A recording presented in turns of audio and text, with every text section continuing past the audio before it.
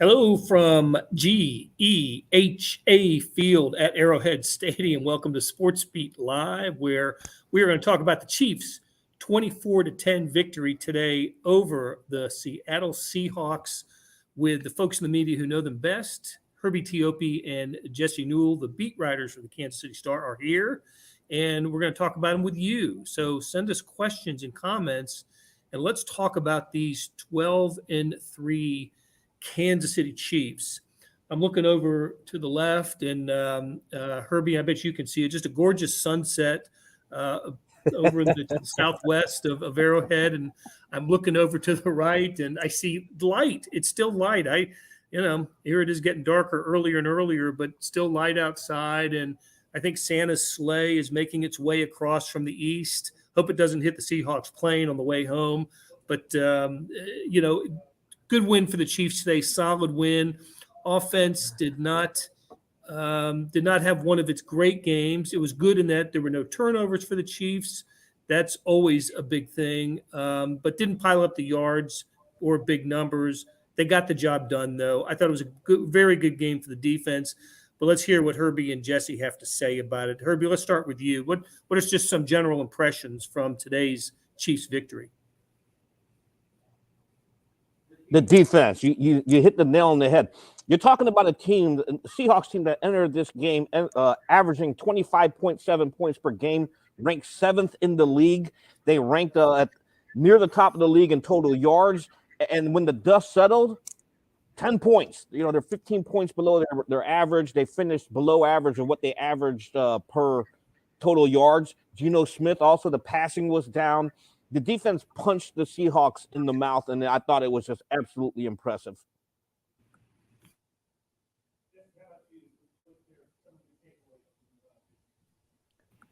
Hey, Jesse, how about you? What are some of your big takeaways? Yeah, I think Herbie hit on the head.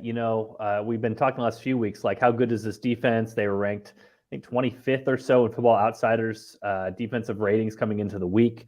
Earlier in the year, they were good enough to win Chiefs games when they weren't particularly playing well, but is that going to continue to be the case? And today was a game that they picked up the offense, absolutely. And I thought Mitoltis made a great point on the Chiefs radio broadcast on walking down.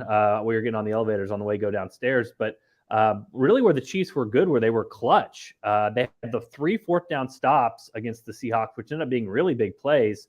All 3 of those plays made by a rookie. You talk about George Karlaftis with a bat down of a pass, Ryan Cook, and then also Trent McDuffie making big tackles in open space to be able to stop the Seahawks.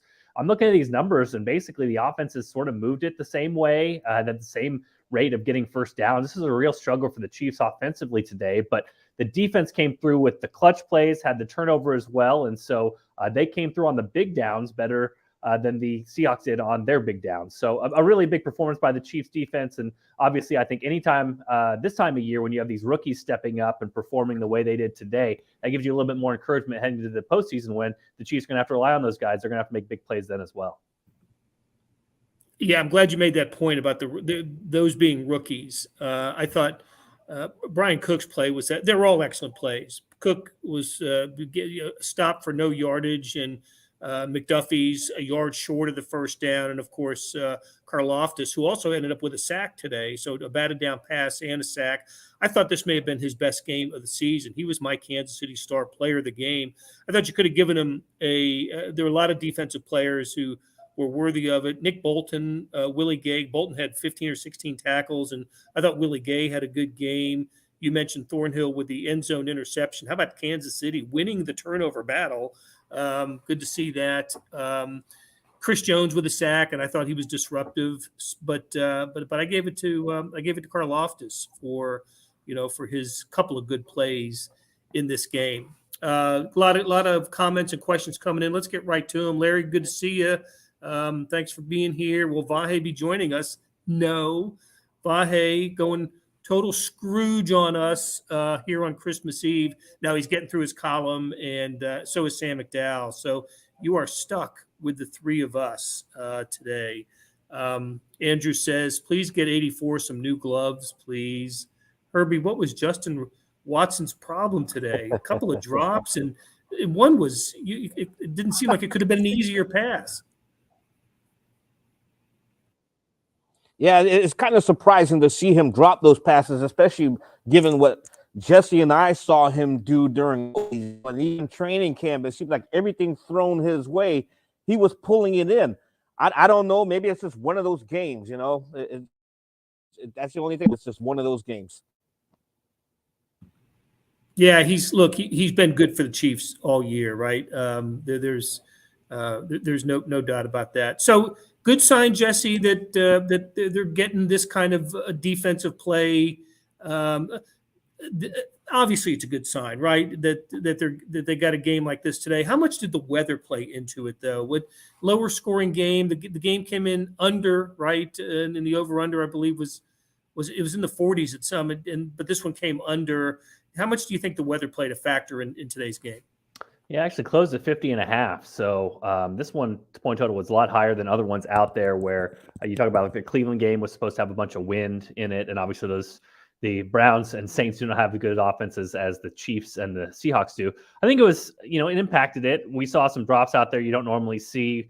There was that one pass that Mahomes had to Justin Watson. He left a little bit short in the end zone. I think on a normal, sunny, 60-degree day, he probably throws it a little bit further, lets him run under it, and gets a touchdown there. So I would say you would have to say it had an impact, but it could have been worse. There could have been a lot of wind out there. And obviously, once you step on the field and you're cold, then, you just got to sort of deal with it. They have the heated benches. They wear the scuba gear, all those sorts of things. So in terms of playability, this was probably better than a lot of other locations out there. And we saw a lot of punts from the Chiefs today. I mean, this is sort of the opposite game that we normally see. Usually it's the Chiefs march the ball down the field, but they take a while, and the other team marches the ball down the field and takes a while. And so we see the Chiefs get, 8 or 9 possessions and still score 24, 27 points. And we say, what's wrong with the offense? Well, you only touch the ball 8 times. It's a little bit tougher to score a bunch, but this was the opposite. The offense had plenty of chances and really just kind of stuck in the mud for most of the game. This was not Patrick Mahomes' best performance. I think that's pretty obvious, but we have to give him credit as well. That one drive where they really needed it, he found Kelce twice and then made the superhero play like he does. You always hear kind of the cliche about Patrick Mahomes. He never gets caught. He doesn't seem like he's fast, but he never gets caught from behind when he's running the football. It's just amazing to me when he dives for that pylon on that fourth quarter run. I mean, he just grazes the pylon enough to knock that thing over like a bowling pin. So everybody knows it's a touchdown, but it's just amazing to me how I think the old joke is like Patrick Mahomes is 1% more athletic than the guy chasing him. It's just another example. Patrick Mahomes was 1% good enough when somebody's chasing him and to put his hand down, brace himself up, kind of do a push-up position, have push-up position and dive for the end zone. Even in these games when he's not that great, he still ends up making plays that are just amazing and things you've never seen before. So he'll look back at the tape. The Chiefs will look back at the tape. This was not a good offensive performance from them with as many possessions as they had, but even in those games, when you have these moments like this, it's pretty special to watch. And it's why a lot of people, when they're celebrating their holidays tonight, will look around the tree and think about, hey, it's pretty cool that Patrick Mahomes is your quarterback of the hometown team. Right. And that touchdown run when he hitting the inside of the pile or the outside of the pylon, that's a master craftsman there, knowing he needed to get it, knowing that was the only place he could. And get the touchdown. That was excellent. One of the really interesting matchups today was L'Jarius Sneed on DK Metcalf. And first of all, I think we all saw before the game that Metcalf and some of his wide receiving teammates were playing in the winter wonderland that was Arrowhead Stadium today. I don't know if maybe you guys can tell me out there if the television cameras caught it or if it was part of the broadcast. But what we saw a good 90 minutes before the game were, well, I'll let Herbie tell us exactly what we saw on the field. Well, to give DK Metcalf credit for being the man of his word, because he did tell the Seahawks reporters during a news conference up there on Wednesday that he would come out shirtless. So I don't know. I'm going to say brave man. I don't know, hardcore, whatever you want to call it, but you're not going to catch me out there shirtless when it's -5 degrees below zero. But mentioned Sneed locking up on Metcalf. Now, to me, I thought this was fascinating because typically when the Chiefs go to nickel, Sneed moves inside. That's always been the case. He has never shadowed or traveled with the opposing team's number one wide receiver this season until today. I asked Coach Andy Reid about that after the game, and he said, yes, this was part of defensive coordinator Steve Spagnuolo's plan, and he credited Spags for coming up with that because you got two good football players, and he thought it was a good matchup. Yes, Metcalf had 81 yards receiving on 7 catches, but as we know, he's a guy that can take over a game. I thought it was a good matchup, and I'm really curious to see as we go forward, will the Chiefs allow Sneed to also travel against the guys like Stephon Diggs or Jamar Chase if they meet up again in the playoffs? Because I thought today was a good sign of that. Do you think they should? I mean, I think it was successful for the most part. I thought there were 1 or 2 of the catches. How many total? You said he had 81 of 7 receptions, so 11.6 yards per catch. I thought for the most part, Sneed did a good job on him. That's a tough assignment, but there's no doubt that Sneed is the Chiefs' best cover corner, and they have been burned by opponents' number one receivers during the season. I can remember Evans for the Bucks and Diggs for the Bills. You mentioned. We can go on. I do salute the Chiefs for making this change on defense, and look, it was 17-0 before the Seahawks put together a little bit of drive at the end of the first half to make it 17-3, and that's where it stayed through most of the third quarter. And then to go back to Jesse's point, that's when the Chiefs came up with a couple of those 4th down stops. It was in the third quarter, and I that was critical. I don't know if you guys heard me, because I turned to Vahe and Sam and said I think the Chiefs need one more score to feel good about this, because I thought it was just a matter of time before the Seahawks were going to puncture the Chiefs defense and get in the end zone and turn it into a 1-score game on a day that Mahomes and the offense just weren't clicking, as we've seen in previous weeks. But it didn't happen, and the big plays were made on the defensive side. Thornhill, it turns out, with that end zone interception, which I think was his second pick of the year, that ended the last real Seahawks threat.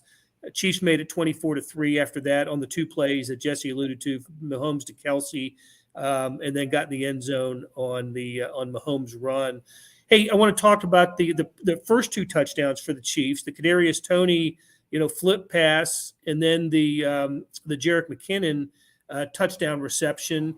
I thought both were salutes to those 2 players in particular. Mahomes got the flip pass to Toney and threw an accurate ball to McKinnon, but in both cases, I thought the wide receivers, or those who received the pass, and in Toney's case, the offensive line did a heck of a job on that. Herbie, why don't you take the first one with the what did you see on the Toney reception?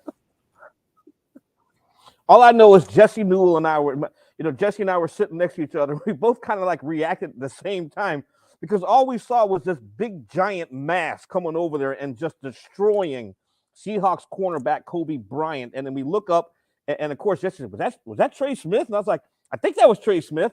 And then thankfully the NFL put out a quick clip of it, and it was Trey Smith.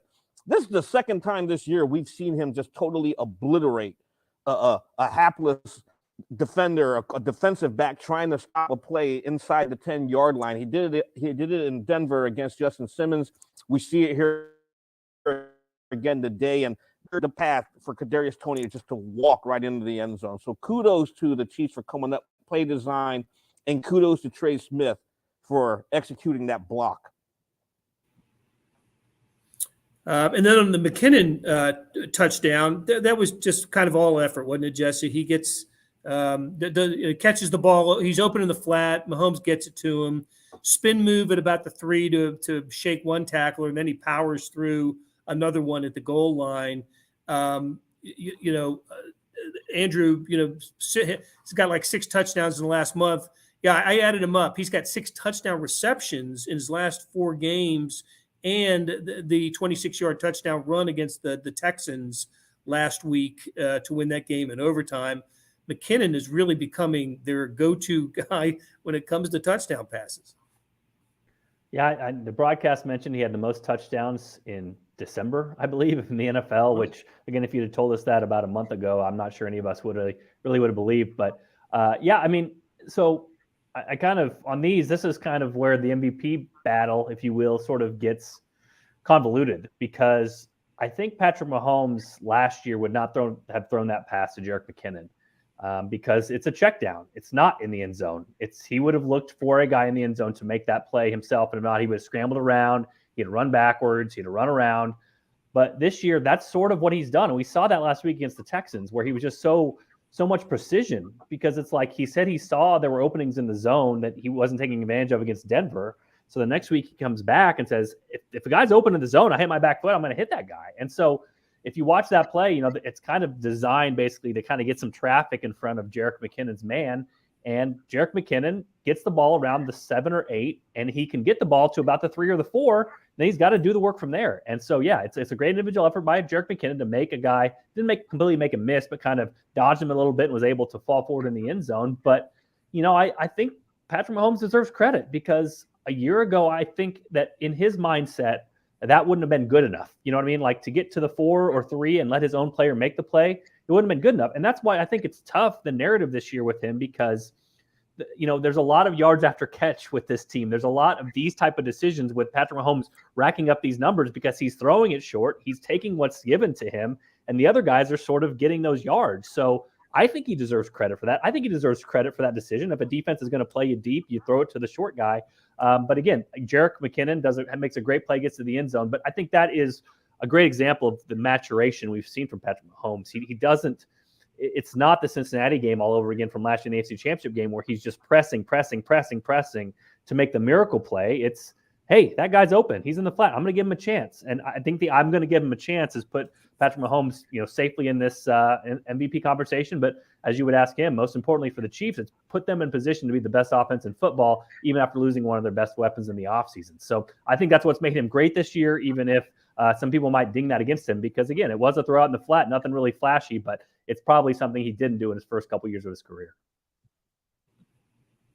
Okay, Mahomes was 16 to 28, 224 yards, 2 touchdowns, and as I said at the top of the show, no interceptions, no turnovers for the Chiefs today. And the 52-yarder to Kelce in the fourth quarter was his long pass, 106.8 rating. I think that's above his season average. So on a day where the numbers weren't spectacular like they were a week ago against the Texans, I think solid numbers, doesn't do anything to hurt his NFL MVP chances. In fact, without Jalen Hurts playing today, I do think Mahomes becomes the solid favorite right now. I no longer think of it as a toss-up, but and it's not to say Mahomes could lose it or Hurts couldn't win it, or even Josh Allen.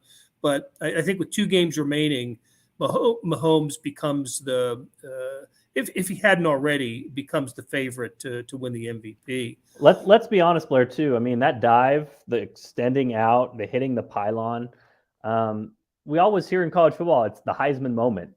When did the guy hit his Heisman moment? And there it is. Andrew's got it right here. That's an MVP moment. I mean, that's the dive. I mean, that people are going to remember that photo. I talked to Jerick McKinnon in the locker room. He said he was starting to get dressed, and Patrick came over to him with the cell phone and showed him the photo. And Jerick was basically telling him, man, you got to get a fire sort of caption for that if you're going to post on social media, because that photo deserves some sort of great, emoji or message with it, because it's amazing. I mean, if you go look at that play, he kind of turns his hand inward to stay in bounds with his hand. He talked about afterwards, he kind of put himself in push-up position, which, you got to overlook that. I mean, the guy, he is not like Isaiah Pacheco. He's not, a Greek god of physique. But, to be able to push yourself, levitate up, keep yourself up, extend with the ball, extend it far enough to just touch that pylon. I talked with Justin Watson. That's a really athletic play with what Patrick Mahomes did there. And, again, just another moment we don't see from other quarterbacks. So we can talk through all the stats, all the numbers. Again, we all watched the game. We all watched the 3 hours. We all know he didn't really play that well throughout the course of it. But what are casual people and casual voters going to see from this? They're going to see this photo of him reaching out, touching the pylon, and having another one of those Michael Jordan moments. And, I'm with you, Blair. I think it's going to help him lock up the MVP, even if this wasn't his best performance. Yeah, we had an interesting conversation before the game, Jesse, about Mahomes' physique. Maybe we'll touch on that in a later show. Not Adonis for Mahomes, but seems to have the muscles in the right places, and especially his brain. The guy is otherworldly. This guy behind me, otherworldly as a quarterback. He is amazing.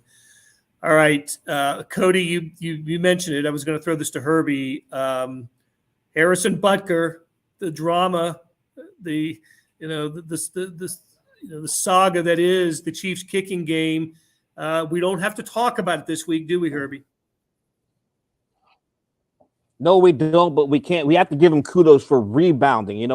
Perfect 3 for 3 on extra points, and to kick that 47-yard field goal in these conditions.